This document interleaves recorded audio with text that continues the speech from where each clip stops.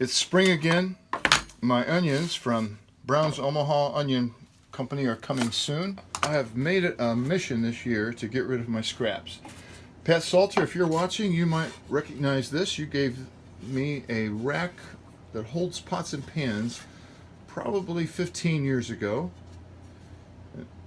I thought, I've got a use for that, and here it is 15 years later, and I'm going to be using it. In another attempt to utilize scraps, I've cut this little piece of wood that is square. So there's roughly the center. So right here, right here. I'm going to put half right there. I put my center mark here. I want another hole right here and another hole right here. All right. And that will do the same thing on the other side. So that I can get the drill bit a nice clean start, I'm going to use my scratch awl and poke a little hole there. Pop on my safety glasses and give this a shot.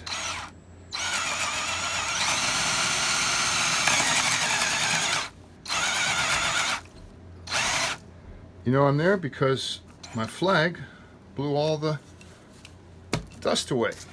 Quick test fit. Oh, that's going to work. All right, off to the drill press. This is the death stop feature on a drill press. I don't use it often enough, so it took me a few minutes to figure it out.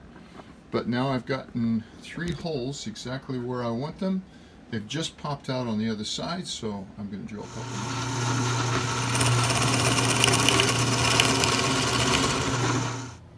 So now I have 25 holes. I'm ready to put the dowels in.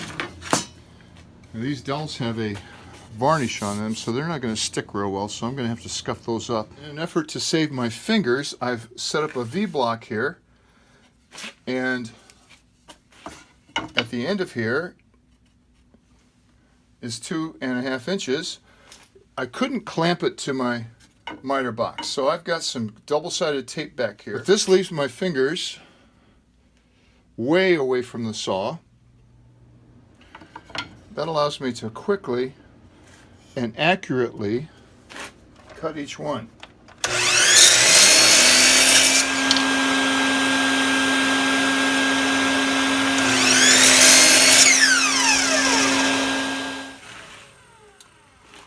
Down here, I can get one more out of here, but there's no way I'm holding it. I'm going to use my $10 million stick from Fast Cap that Alyssa gave me for Christmas a few years back, and save all of my fingers.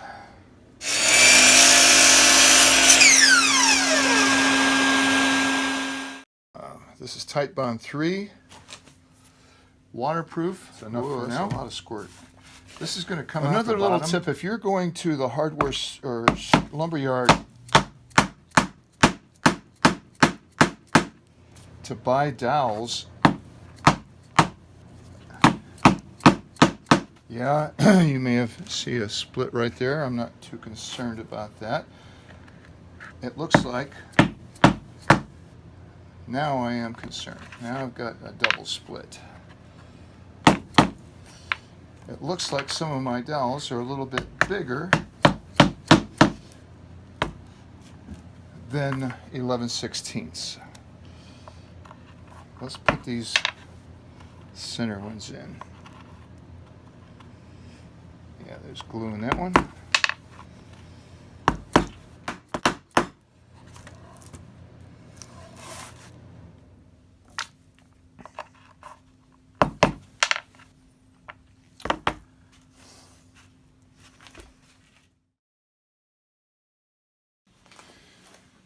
There's all 25.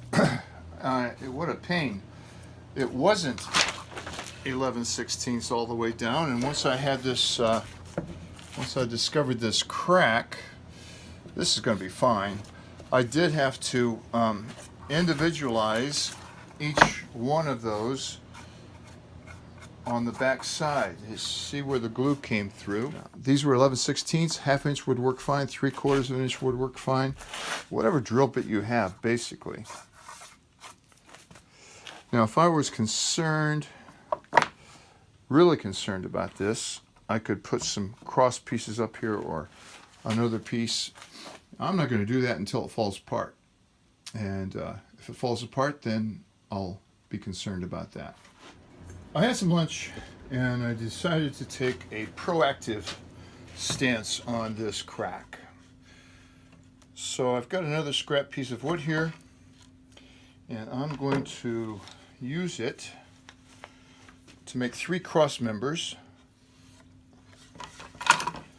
I'm going to use it to make 3 cross members. I needed a handle up here anyway, so I've got a little bit of thicker dowel from Pat, and this one's 7/8 of an inch wide, so I think I'm going to incorporate that .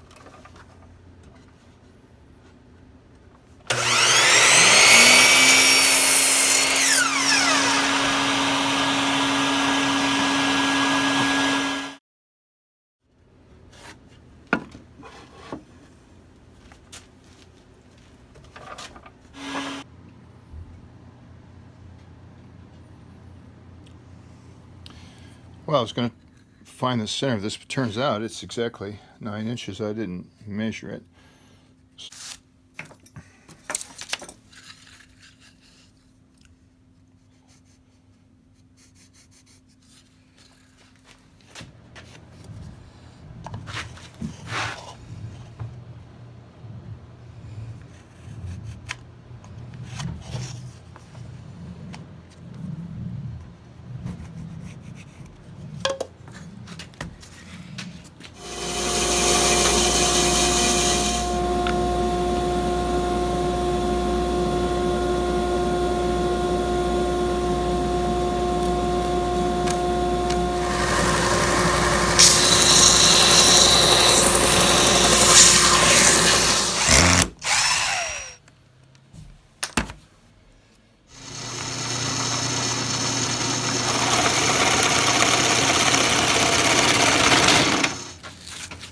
It's a nice tight fit. So for this middle one, I'm just going to sand it down. This is the smaller 11/16 inch dowel that I used on the bottom, and I just put some 120 sandpaper on there. The one in the middle is going to be the hard one to get in. That's going to slide in there nicely. So now it's just a matter of marking it, a couple inches on each end.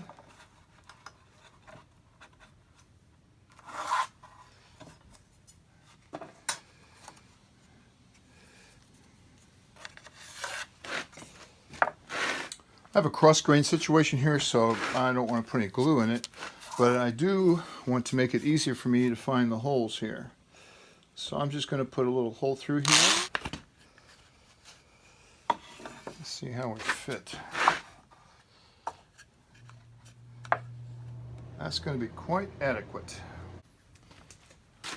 But some of you are probably wondering, how in the world is he going to get that thing turned over and still have that position? And I was wondering the same thing too. That's where some hot glue comes in handy. Right here on the crown, because it wouldn't do any good to do it anywhere else. But a little hot glue, and then one at a time try to get these things positioned. Glue should be holding, so I can turn that over. A couple more pilot holes here on the bottom.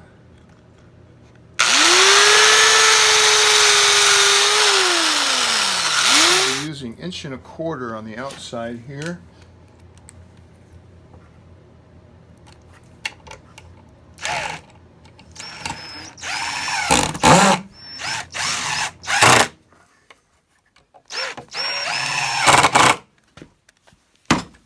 So this thing doesn't go anywhere.